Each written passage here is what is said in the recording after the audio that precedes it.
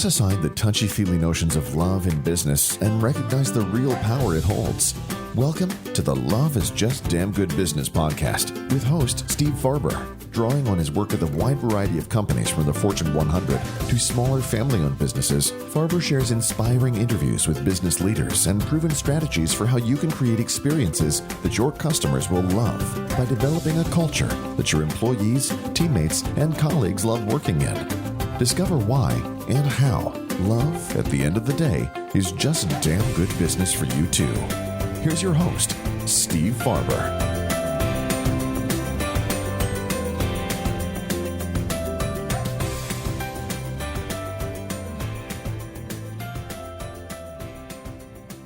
Hi, welcome to another episode of the Love is Just Damn Good Business podcast. I'm your host, Steve Farber, and my guest today is Angel Sanchez, who runs a company called Phenix Technology, Inc., and they make fire helmets, right? Helmets for firemen. That's your business, right, Angel? Yeah, we do. Well, I think our business is developing people, but we fund that by making helmets for firefighters, first responders. Firefighters would be our core business. So, right. Yeah. So that is why I invited you on the podcast, Angel, is because of your perspective on what your business is really all about. So selling that stuff enables you to develop people, and my understanding is that the core value of the company is to leave the world a better place. Do I have that right? You do. Yeah. Well, we have 5 core values, but that is one of the key ones, is leave the world a better place. And at one point it was leave the world a better place, responsible business practices, and on and on and on. And we decided, let's just keep it basic. It's leave the world a better place. And the world, as you've said before in podcasts and in your books, doesn't mean the whole world, it means your world. And so we're doing our best to really impact our local community, especially. So how many employees do you have in the company? So we're around 40 with vacancy. So in that 35, 37 range, I think right now. But we have a few vacancies that we're hoping to fill, some growth vacancies, thankfully. And so by the end of the year, we'll be in the 40s. Okay. So to the layperson, which I am, and I'm sure the vast majority of people listening to this right now this is just a wild guess, are not in the fire helmet business. Just a guess. But let's assume that that's the case. So what does that business look like? I mean, you're essentially a manufacturing concern, right? Right. Thankfully, not everyone is in the business, so it cuts down the competition. Right. So it's a manufacturing process. So there's different ways of doing that. You have injection molding, compression molding. You got a lot of sewing, believe it or not, that goes into the manufacturing. And so, it goes from raw pellets through a helmet that goes out the door fully ready and able to protect, America's, and actually in our case, the world's heroes. So in your business landscape, there are really, obviously I was being hyper facetious a couple of minutes ago. Virtually nobody is in the fire helmet business. So your competitive landscape is what? I mean, who are you vying for business with? Yeah, no, we actually have some good competition. There are some publicly traded companies. There's a couple of publicly traded companies that are out there that are in our business. We would probably be more of the boutique level comparatively. Some very large companies that make great products. They've been doing it for a long time. We've been doing it for a while too, though. We actually will celebrate our 50th birthday September 1st. Wow. And honestly, I made the comment about competition, but we've come to the perspective that really our only competition is us. So we strive to compete with ourselves. We never talk negatively about others that sell the same products. We don't try to keep up with the Joneses, as it's said, and right. We just do our best to improve every single day. And it's proven to be successful, and I think we're going to continue that model. So some of those companies that you're, quote unquote, in competition with, this is not their major line of business, right? I mean, it's one of many lines of business, I'm assuming. Correct. But for you guys, it is your only line of business. It is, yeah. I mean, there's a couple things we have here and there, but we kind of, for those that are listening in Southern California, or actually, I guess, growing, In-N-Out is a good example of that. I mean, they make hamburgers and they do it very well. And there's a reason you got a 2-hour wait, it seems like, when you pull up to an In-N-Out, but they're really good at what they do and they keep it simple. They take care of their people. We're kind of following that same principle is, we know helmets. A lot of us had experience in the fire service. We're good at it and we want to focus on that core. I can't say that won't change in the future and that we may not expand as we grow and continue to provide, exceptional products for people. But for now, we're pretty good at what we do and we want to keep it that way. So give us the high level origin story of the company going back 50 years. Yeah, it a little bit predates me a little bit, or at least my working life. It was two firefighters, Ray Russell and Ronnie Coleman, were in Orange County, and they were helmet collectors. And so each of them will tell you that this person had more than the other one. And they collected helmets. They did, yeah. Actually, of all kinds, or they collected fire helmets? Fire helmets primarily. Really? We actually have a museum in our facility that has helmets that date back to, I think, 1740 was the oldest helmet we have. So it's a beautiful collection of what's on display, and then we actually have hundreds more in storage. But they were both just kind of collectors. They collected fire helmets, and they just weren't happy with the products that were on the market. They didn't think that they had an ergonomic fit. And, you're talking well before people were talking ergonomics. This is dating way back then. Right. They didn't think that they were lightweight enough. They didn't think they were functional. And so what they did is they looked at all the helmets that were on the market and decided what are the best features from each one. And then they designed one really around 1968, and they had it made by another company. And then in 1972, they decided to incorporate, and that's when Phenix Technology was founded.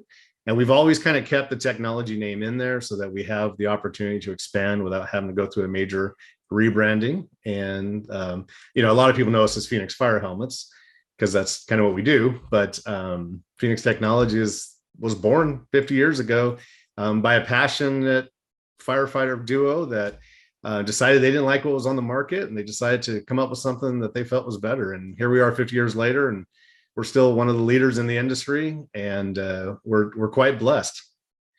What about the name Phenix? Where did that come from? So Phenix, as a lot of people know, mythology wise, it's a bird that basically revitalizes itself. It burns itself away and then comes back out from the ashes. And they were looking at the same thing. What was on the market at the time, they just didn't think was doing well. So they wanted to have kind of a rebirth, and they used the Phoenix as a symbol of that. And we continue doing that. Even today, we'll be 50, but I consider us a startup. The way we're of the last 5 to 7 years, the way we've been acting, performing is almost like a rebrand, or not rebranding, but a rebirth ourselves. We're looking to change. The products are still similar. They've improved substantially, but really it's who we are that's improved. And that's kind of where our Phenix has come alive in the last few years. So your own kind of rebirth of it within the company in terms of not just product innovation, but the way you guys are, the way you work. Correct. The expectations that you have of each other. So let's talk about that origin story within the origin story. How did that start to happen? At what point did you guys say we got to do things differently, and why? Well, we started, the business was pretty stable for the better part of 40 years. And I came on board around 2012, and with a couple of other very talented people, and we started finding success. Our marketing was starting to work, our product development was starting to work. We started really growing as an organization. And as anyone that's an entrepreneur that started a small business that's didn't know how to scale well learns, that you can grow too fast. And we kind of started to experience that. And we realized that we needed to find a better way. And so we started pursuing lean manufacturing. I was familiar with it. I had kind of a Six Sigma lean background. And we thought we've got to be lean. That's the way we're going to fix all these problems. We're going to be able to get product out the door. And in the beginning, it just didn't go very well. We hired some consultants to come in, and they overnight wanted to make us Toyota, and we failed miserably. And we actually got worse. And then I was reading a book by a gentleman named Paul Akers called 2 Second Lean. And I had jury duty, which made it great because, sitting in the jury room for 2 days, I read the book 3 times and I wrote a bunch of notes. And the key message I got from the book was it's all about culture. And so I came back and I talked to the owner essentially and said, we've got to change our culture. We're not going to change our people. We're not going to change our processes. We got to change our culture. And that was kind of where we started the journey that we're on today, focusing on culture, and everything else just starts to fall in line. So to change it from what? So describe the culture that needed to be changed first. Well, we always had it was a small family business. So we kind of had that family thing going on. We also had kind of that fire station mentality. We ate lunch together. A lot of things were very similar. Disciplines and things like that were in place, but we didn't really have a growth mindset. It was just kind of, let's do what we can do. Let's get out the products. Yeah, we want to grow sales, but what we didn't focus on was growing ourselves and growing our people. Pay wasn't the greatest. We didn't really have the benefits. We kind of would hire somebody's cousin or somebody that, to come in. It just wasn't, we weren't, it was more like a hobby in many ways instead of a business. And so while it was fun and, people loved each other back then, it just wasn't the right type of culture that we have today, where you focus on personal development, we focus on growth, we focus on continuous improvement. And, here we are not many years later, and it's had a significant impact. So you've seen it show up on the bottom line? Oh, absolutely. How so? Well, what we've seen, our production capability, there's a lot that goes into it. For one, sales are up dramatically, which means in most cases, profitability is up. But most people that are in manufacturing know supply chain, you're having to buy a lot of extra stuff right now. So it's a little bit of a challenge, but we're definitely, those bottom line financials, the P&Ls look much, much better than they did at that time. More importantly, it's what we've been able to do for our family members. We don't have employees, we don't have teammates, we have family members. I mentioned that we were kind of a low paying, no benefits. Today, we definitely pay a livable wage. We're in that average range for our industry and in our market. We have, from what I understand from agencies we use to hire, some of the best benefits. So we have a matching 401k, we have a profit share, and we have a medical, a dental plan, we have life insurance, we've got Aflac, we've got vacation, paid time off, things like that never existed just a few short years ago. So those things coming into play really kind of, when you look at that Maslow's needs, we started knocking off those things that were important to people.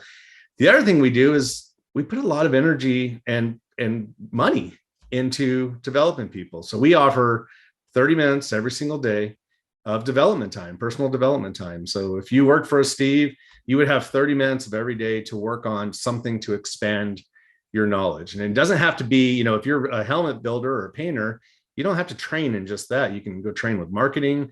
We have over 400 online courses in an LMS system that we maintain. We've got, if you want to take an Excel class or you want to learn about finance, it's all available and you're free to do it as long as it impacts the business. So, if you want to learn how to ollie on a skateboard, we're probably not going to give you 30 minutes for that. But that's something that we make a significant investment in. We also have a daily educational component. So we have a daily meeting, and in that meeting, we have an educational component. And so everyone gets to experience probably an hour to an hour and a half a day of development time, which seems really costly to most companies. I'll talk to CEOs from other organizations like, oh, you could get so much more out of your people if you added another hour back in and cut out all those meetings and training. And of course, my initial response is, do you really think you get 8 hours out of your people every day? Our people are empowered, they're educated, they feel respected, and they're giving us 120% those other hours. And so, yeah, it's one of those things that if you make that investment, your long-term ROI is definitely there. So you get 30 minutes of personal development time to work on whatever you choose to work on, as long as it relates to the business. And then in your daily meeting, there's a part of that that's got an educational component. Correct. Right? So I heard that right. Okay. So what does that look like? So who's doing the educating on what in those meetings? So first of all, before you answer that question, I want to back up and I'm trying to imagine that meeting. So that the demographics of the people in that meeting, these are people working on the line, right? People working in the operation.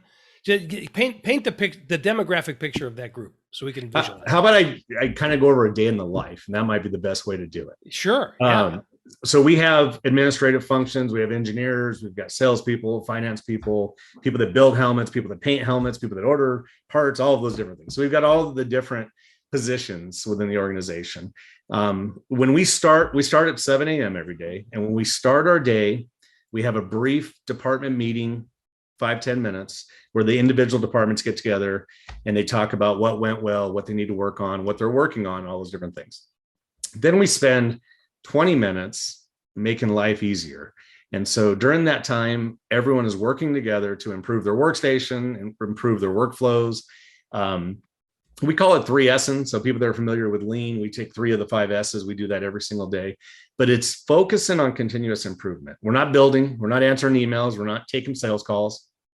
We're making life easier. And that goes on for essentially the first 30 minutes of every day.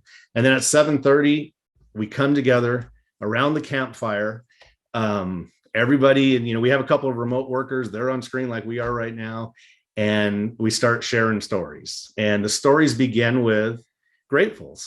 So the first thing we do in our meeting, the first thing we do is we talk about what today is. Like today's Turtle Day, National Turtle Day. So we talked about turtles a little bit. But then we talk about gratefuls, and we open the microphone up to anyone in the organization to share what they're grateful for, whether it's spending time with family over the weekend, maybe figuring out how to ollie on a skateboard, whatever it is they're grateful for, they start with, because we're firm believers that if you have a scarcity mindset, that's how your day is going to be filled. You're going to be filled with anxiety. You're going to be filled with fear. You're going to make bad decisions.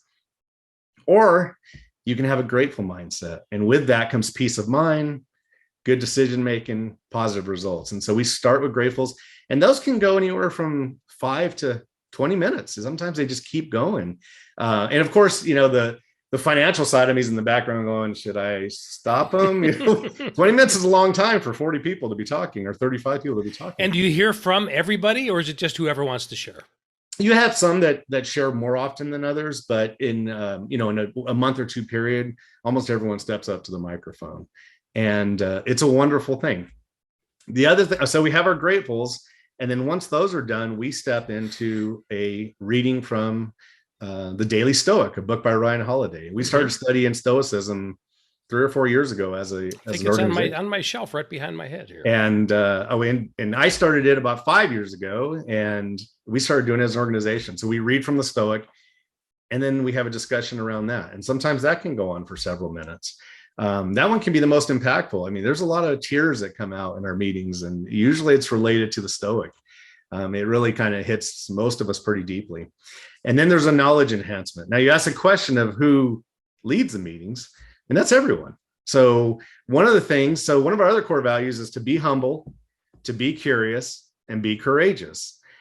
You can't work for us if you're not courageous, because you're going to have to lead a meeting in front of everybody, which may also include visitors.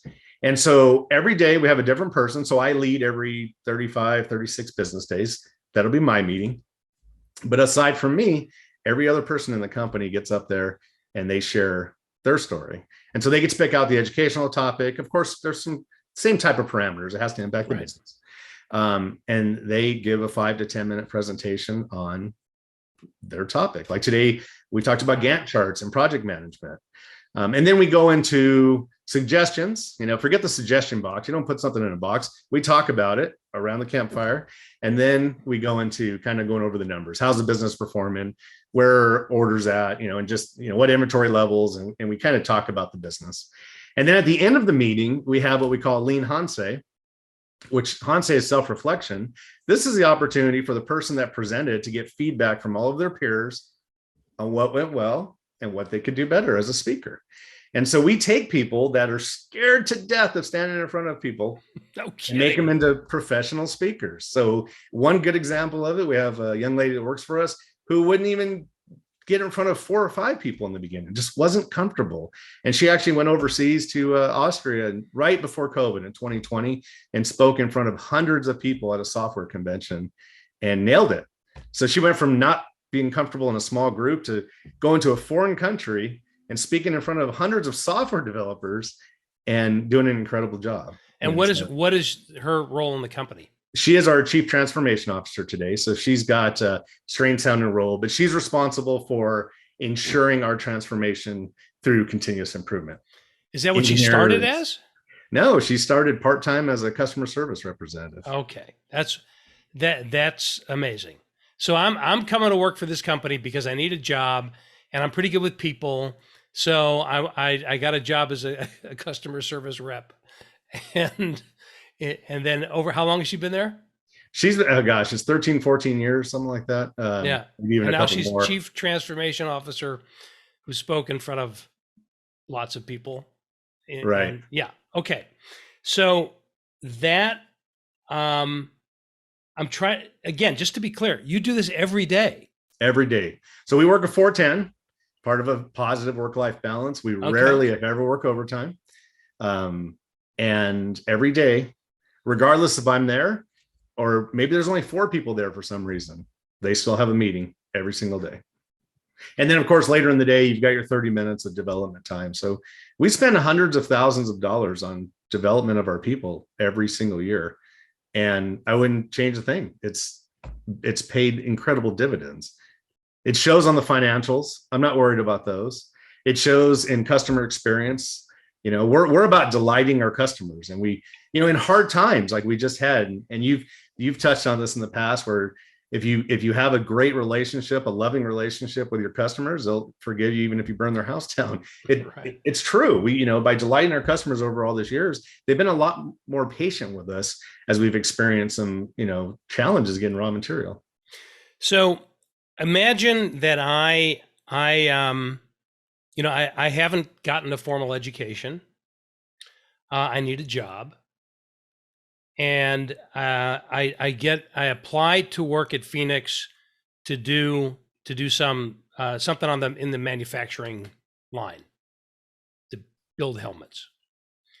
Do you ever have anybody that is coming in with that mindset and then deciding that they don't want to work there because the idea of running a meeting, expanding their education and their capacity, that's not what they're looking for. Do you ever have anybody say no, thank you? We have, and it's usually within the first week or two, but it's very rare because part of the onboarding process, the interview process, is giving them the opportunity to interview us. And so we do some things a little different. We require a video resume, which a lot of people are not comfortable doing. We, in fact, for a customer service position, we call them customer experience specialists. We had 450 applicants and only one turned in a video resume. This was a few years ago. Wow. And, honestly, we don't care what's on the video resume. We just want to know that you're courageous enough to do something outside of your comfort zone. So that's one thing. That's kind of a litmus test for a lot of people. Then we have panel interviews where people come in and they interview with no less than 4 of our team members or family members. And the questions that we ask are very character-based. They're not the show us on this Excel sheet how you do this, and that. We want to hire for character. We'll figure out skill. But then we open it up to them. And we try our best to make sure we cover everything in the Phenix experience, that they know what it's going to be like, and that they're going to be required to be on video. They're going to be required to lead these meetings.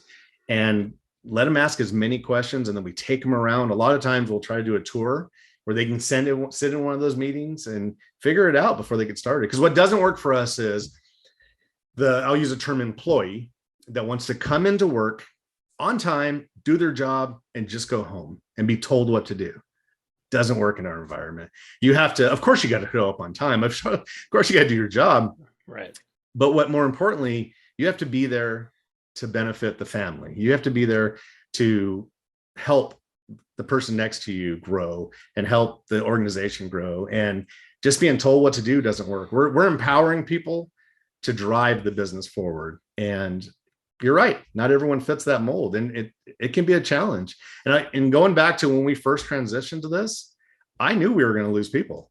We wound up losing about half of the people that were with us at the time. It's not the right culture for everyone. Right. But it's once you have it in place, our turnover is relatively low. We've lost a few people in the last few years, but because they're following their dreams. One of them decided she wanted to travel the world and stayed with us long enough to get everything situated, or most things. I don't think we can ever replace her, but she's starting her journey around the world. Another decided she wanted to go to school in Europe and pursue a graduate degree. I'm happy about those things. Yeah. And I'll also be happy if somebody that's in a production technician role wanted to be a law enforcement officer, and we were able to help give them the skills to qualify and move on into that. That's not a bad thing. Everyone that comes through our doors is going to benefit the community as a whole, one way or the other. So they're fulfilling one of our core values.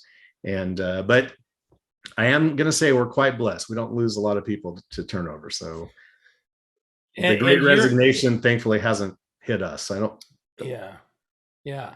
Well, I think the the great resignation is a snappy term, and a fashionable term to describe people leaving places that they don't love. Right? That they don't feel connected to. They don't feel is fulfilling them in any way. And we're at the point where we say, if I'm not going to get that, I'm out of here.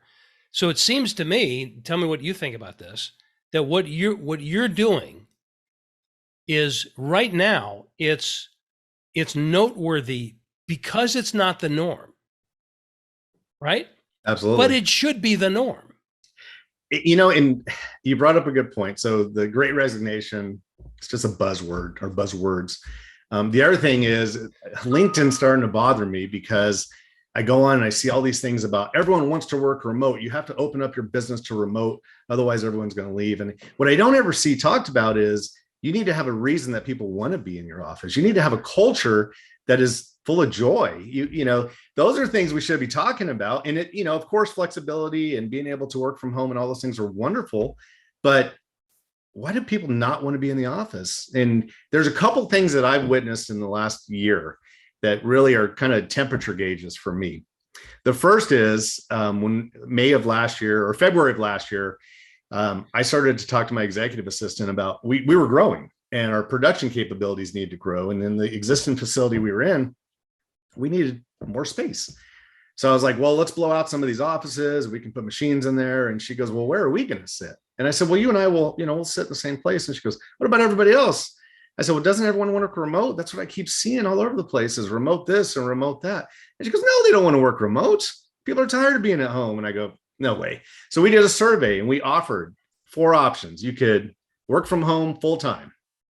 You could come in the office 2 days a week, work from home 2 days a week. You could come in the office. The third option was whenever you feel like it. We'll have some hot desk. Whenever you feel like coming in, you can come in. Or the fourth one is you can come to the office full time. We had one person that wanted to work remote. Everyone else wanted to be in the office. And so now I'm stuck with, I don't have enough office space. So we moved. We found a new office in a few months. And in May of last year, actually June, we moved the company. And our happy family came back together. And, there's flexibility if people need to take work remote for a day because of the plumbers coming or something. That stuff takes place still. But for the most part, people are in. That was the first temperature gauge that told me, something must be going right. The other one, I noticed this a few months ago. I had to go to several companies during the week around lunchtime and some of our suppliers. And I noticed when the lunch bell rang, everyone just bolted. They all went their own separate ways. Some went to their cars, some went to this desk over here, but it was rare to see more than two people together. In our environment, it's rare for those tables not to be shoved together, which is a challenge in COVID. You're like, whoa, you got to stay apart. Right. They come together at lunch, they eat lunch together. Or because I'm part of it too, where at break times, we're out throwing the football out back. Every once in a while, you got somebody that wants to just go for a walk. But as a whole, everyone's together. And I never thought about it. It would just seem natural to me. It's always kind of been that way. But no, when I see compared to other companies, they're just there to work. Our family's there to be together. And I think those are two really big temperature gauges that say we're not perfect, but we're doing something right. Well, isn't it kind of obvious that if you like somebody, you want to hang out with them? So the fact that they want to hang out with each other and in the times where they're not working, like eating or on a break, I mean, it basically says we really like each other. And that is, again, like you said, when you've noticed and visiting other companies, not the norm. And it's not the norm, I think, because most companies don't value it as something that they should strive for. I mean, how many manufacturing organizations will say, what do we need to do in our culture to have people connect with each other and become friends? How many? One out of 1,000, maybe? I don't think I've ever heard it. Yeah. Well, you have outside of ours. Yeah, right. Exactly. So because what you're doing is such a stark contrast to so many companies, what is it that kind of turned your lights on? Because you facilitated this shift, right? I help facilitate. Yes. I know you like to say that you helped facilitate it because it's a collaborative effort. I understand. But were you the one who initially, somebody starts the discussion? Were you the one who started the discussion? Or did you join in? Probably. Yeah. I started bringing, I'm constantly full of these crazy ideas that I come forward with. And one of them was, well, it's not just liking each other. Actually, it's loving each other. That's a really big thing. I've never heard that word before. Yeah. The funny thing, actually, how you and I connected is, and I don't recall if I told you the story, but Rich Sheridan, him and I were having breakfast one day. So Rich has been on the podcast before, author of Joy Inc. and has Menlo Innovations in Michigan. Right. And him and I were having breakfast one morning, and I was sharing with him a story about love. And we were talking about the fact that you can't work at Phenix if you don't love each other. And this isn't a romantic thing, but you got to love each other. And the story I was sharing with him is a few years ago, we had two people that just didn't get along. They just didn't like each other. And they both did pretty good work. But I told them, you can't be this way. You got to love each other. And they said, why? We can come into work and not love each other. And I know you can't, because you're not going to be there as a member of the family then. And we even hired, and we spent thousands of dollars on a marriage and family therapist to come in and counsel them. And for one person, it worked. For the other, it didn't. And unfortunately, they couldn't be there anymore. They moved on. But you got to love each other to work there. And so how we were introduced is I was telling this story to Rich, and he said, oh, you got to meet Steve Farber. And here we are, but it's truly about love. And as you've said it, and it was so refreshing to read your books and to talk to you and listen to, I don't know how many podcasts now that I've listened to, because it makes all the difference in the world. And they don't just hang out with each other at break time. I went hiking with somebody in the organization on Friday. The week before that, a bunch of them went and saw Paul McCartney. Those gratefuls, a lot of time, are so-and-so had me over, or their family, and whatever it is. They're friends, inside and outside of work. And it doesn't mean that 35 of us every weekend follow each other around. There's groups that kind of have similar interest, and they do the things together. Well, that's true. That's true in just about every family too, isn't it? Right. Yeah. But it's a great culture, and they really do kind of support each other beyond the norm. I mean, they care about each other. If somebody's ill, it's, if somebody's not, so-and-so doesn't come in today, I'll have 20 people going, is so-and-so okay? Are they all right? Yeah, they're fine. And of course, you're like, I can't tell you why they're not here, but they're good. Everything's good. And so that means a lot. So your use of the word family is, I love the way you use that word because of what you're doing to follow up on it and live it out. Because in a lot of places, the word is used lightly. In a lot of places of business, like, we're a family here. We're a family. So, really? Are you really a family, or does it just sound nice? Or a family-owned business, which sounds warm and toasty, but oftentimes a family-owned business is not a great place to work if you're not part of the literal family. And a family-owned business, where people come from this, the same literal family, the way we normally think about it. That sounds warm and toasty, and sometimes it is, and sometimes it's not. Sometimes it's got its own terrible challenges that come along with it. But when you guys said this kind of blows my mind, I want to make sure it doesn't slip by. You said, we are a family. And what do families do when they're in conflict and they're having trouble? They bring in a family counselor or therapist. And you literally did that for the family members of in your company. That is pretty extraordinary. Is that a common thing, or do you just do that when the need arises, as it were? No, thankfully it's only happened once. Okay. But we've mediated. So I've been involved with, and most of our leadership team has, in one way or the other, or even not leadership. Two people might be butting heads that day, and somebody will take them both aside and go, hey, let's go talk it out. If somebody's complaining to me about somebody else, I said, well, then let's bring everyone together and let's go have a conversation. We'll go in a conference room, and I just sit back and let the two of them work through their differences, which typically are misunderstandings.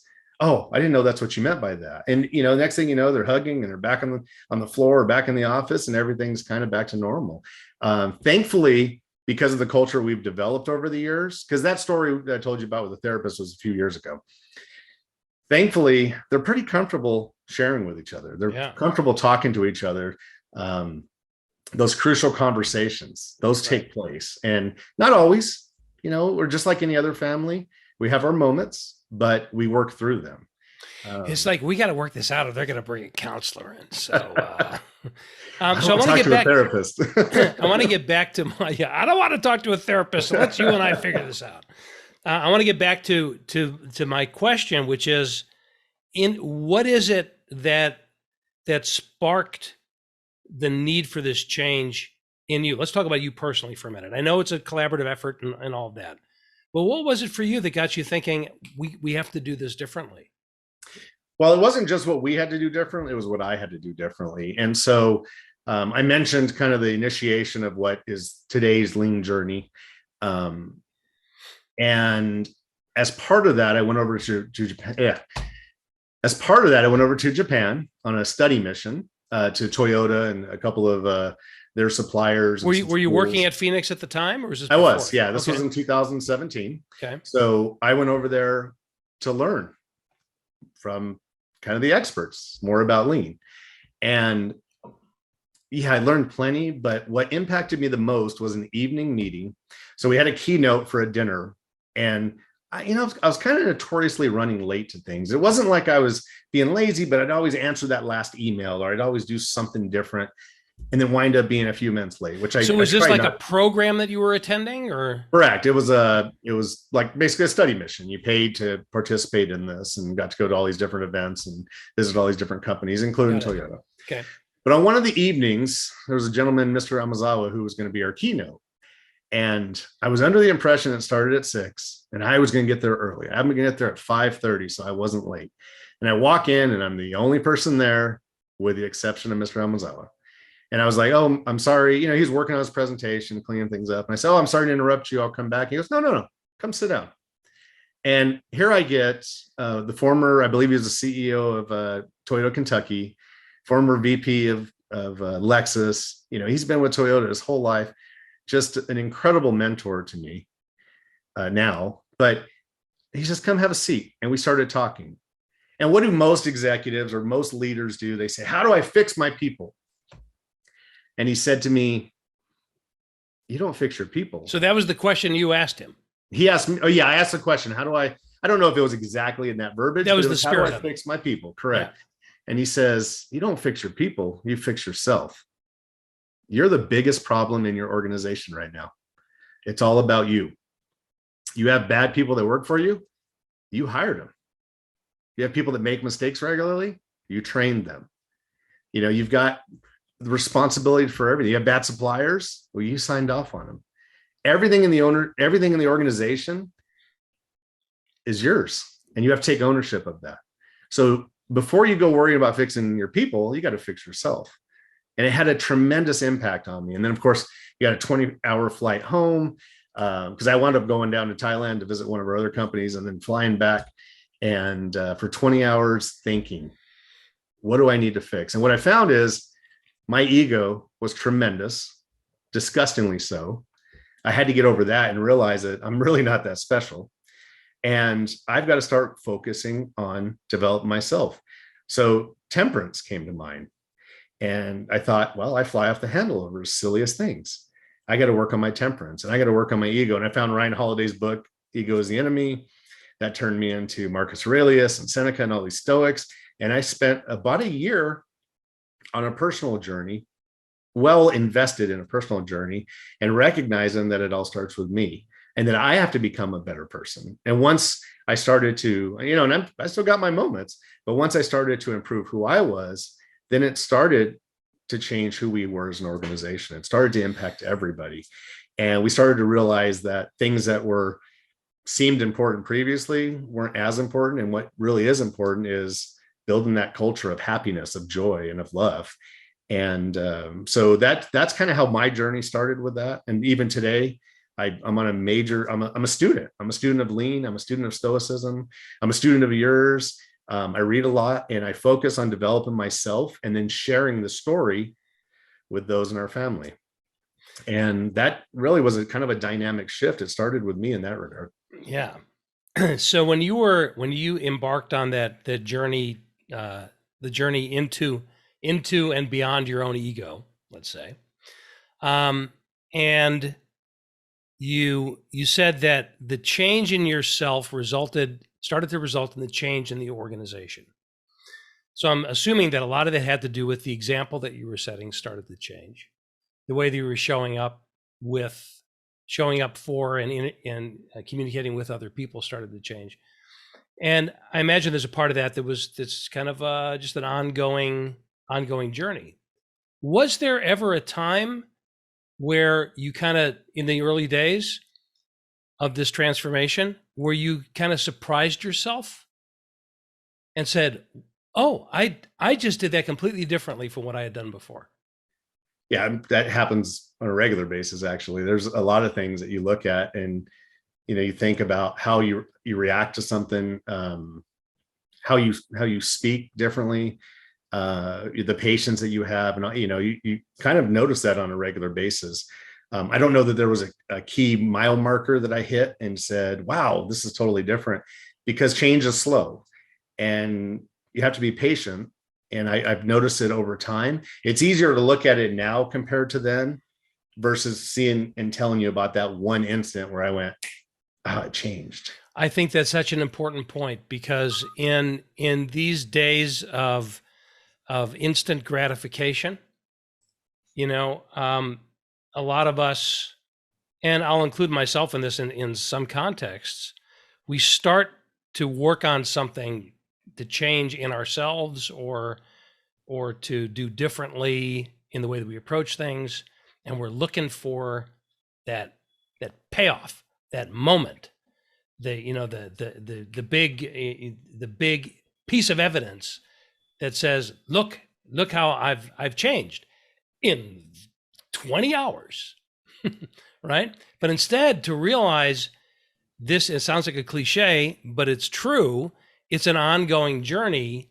And therefore, we may not notice the evidence of our own change until further down the line.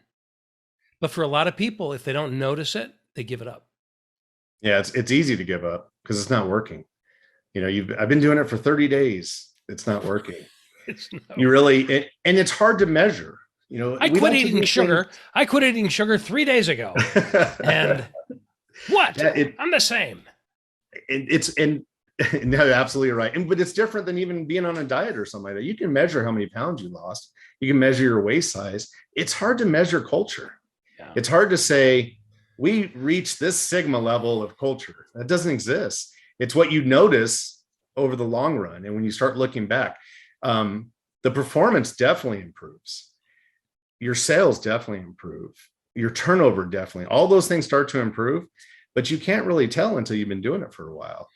And, now we're at a phase where we're 5 to 6, 7 years into kind of this journey. And now we got a lot to compare.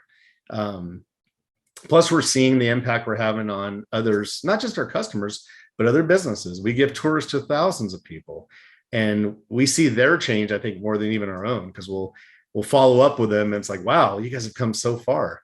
And it seems more natural to us that it just happens and a little bit easier to recognize it, I think, with others.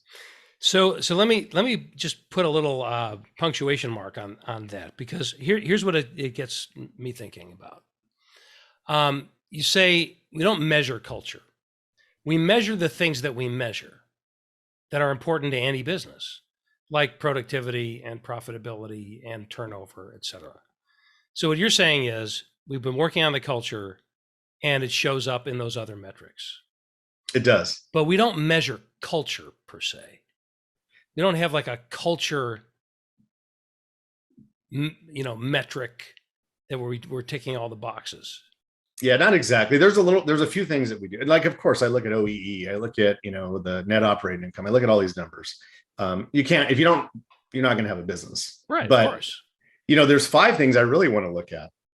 I want to know what people score personal growth. I want to know what they score alignment. I want to know what they score satisfaction, happiness. Those are things that we look at to see how we're doing as an organization. And some of that's closely tied to culture. But no, you're right. There's not a checkbox I can go, we have a wonderful culture. Check. We love each other. Check. I can't go around and go, Steve, do you love Joe? Okay, good. Check. It's right. It just shows in the results. Yeah. And you've also given us a couple of other metrics that any company can look at. So one of these is, to what degree do your employees, as most places call them, want to be at work versus at home? That is a measurement, don't you think?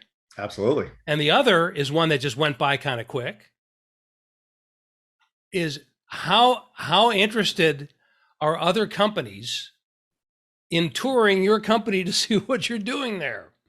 You guys give a lot of tours, right? We do. Why are they there? Why are they interested? To learn about it started that people wanted to learn about lean. They wanted to see how we set up workstations and how we were able to put 4 times or 5 times as many product out the door. But we found in the surveys that we'd send out afterwards that the biggest impact we were having on people was not how lean we were. Because we're, I always say we're on a 365-day journey and it's 8 a.m. on day 1 for us in our lean journey. Right. We're not that far advanced. Cool things, neat things to take back. But what they were really getting the most out of was the culture. They would say, your people are amazing. It's incredible to see how they get along with each other, how they talk, how comfortable they are. How do you do that?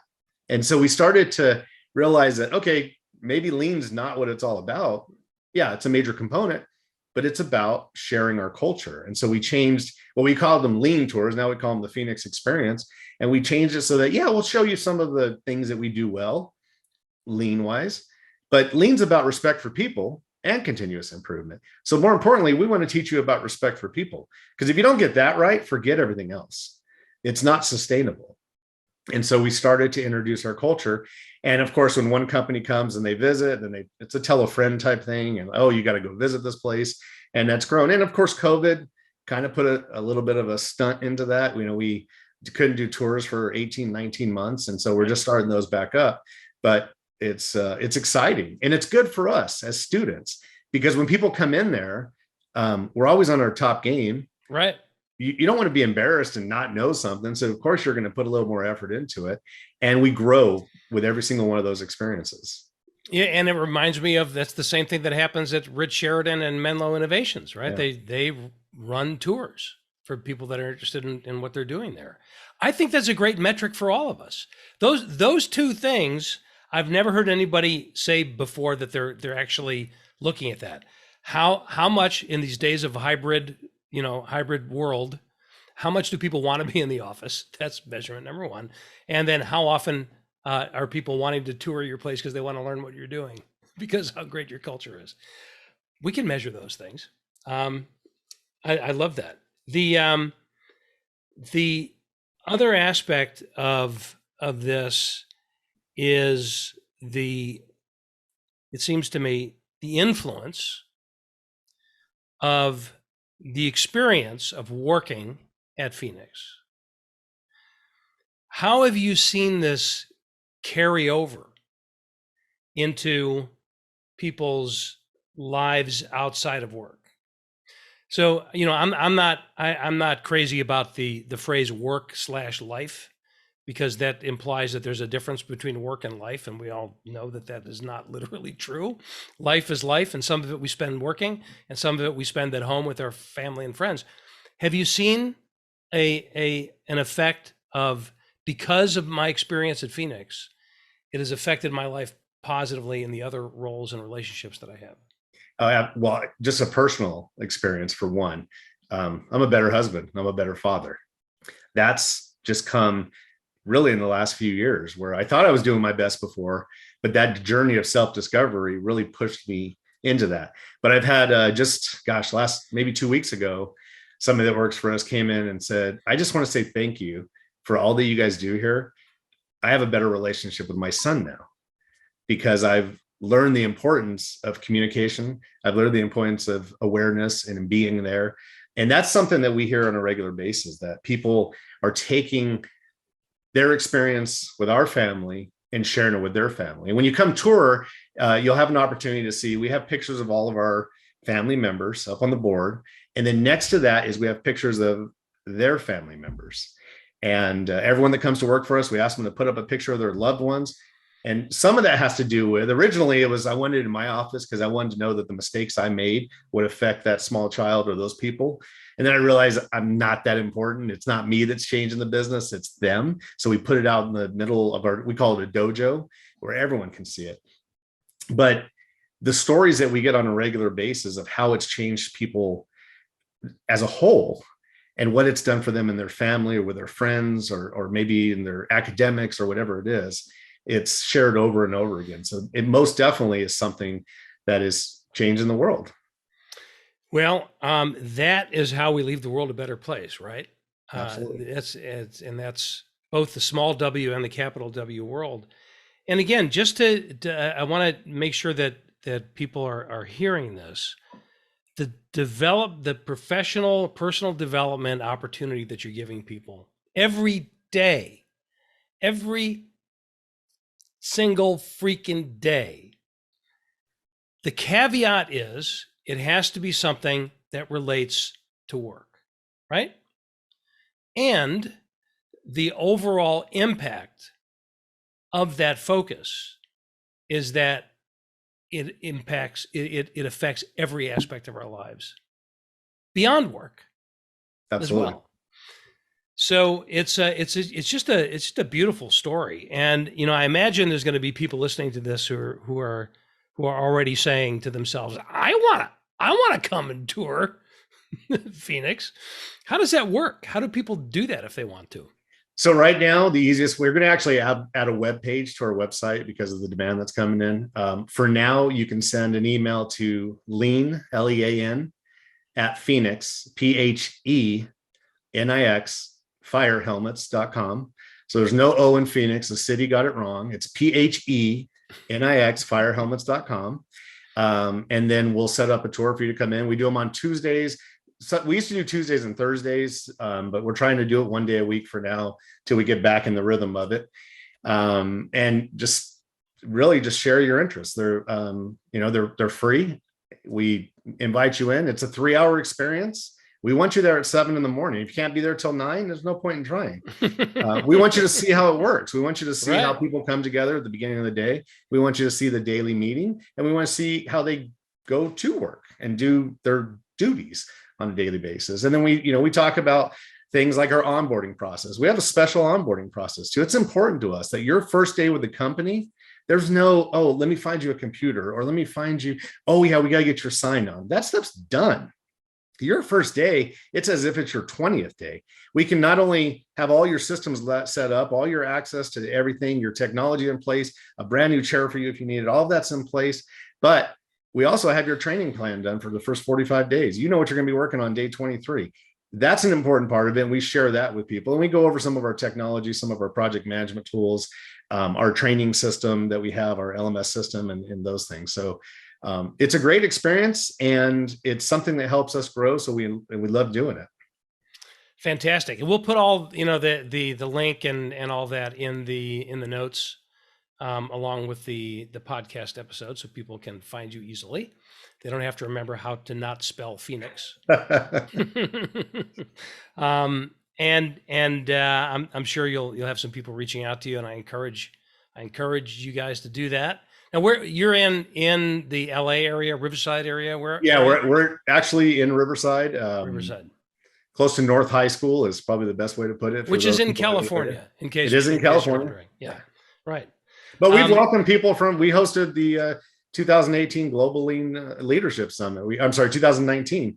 We had people from 22 different countries, over 200 executives come visit us. So no matter where you are in the world, our doors are open. Fantastic. As long as you can be there by 7 a.m. That's right. So if you're coming from the East Coast, it's like 10. It should be easy. That's great. Well, Angel, this has really been a pleasure. And my gosh, there's so much to learn. And I got so many insights from our conversation. So thank you for that. And we will make sure that as many people as possible hear your story, because we live in a time where not just the inspiration, but the mechanics of how to go about building a culture that people love each other and love working in. It gets back to that now more than ever sort of category, even though it's always been true. We can all use a bit more of that nowadays. Any last word of wisdom for our listeners? For as leaders, as I mentioned, work on yourself. That's the most important thing. Be patient. And as you say, love each other. I think your way of saying it is do what you love in service of people who love what you do. But you really got to love each other. You got to love your people. You got to love yourself. That's an important part of it. And just make that your daily devotion to do that. Fantastic. Folks, thanks for tuning in. Until next time, as Angel just said, do what you love in the service of people who love what you do. Thank you for listening to another episode of Love is Just Damn Good Business with Steve Farber. Join us again next time, because when customer and employee satisfaction just isn't enough anymore, we are here to back you up with specific ideas to operationalize love to make an enormous difference in your business, personal life, and the world around you. Visit our website at stevefarber.com to leave a review. And don't forget to share the love with your colleagues and friends, because after all, it's just damn good business.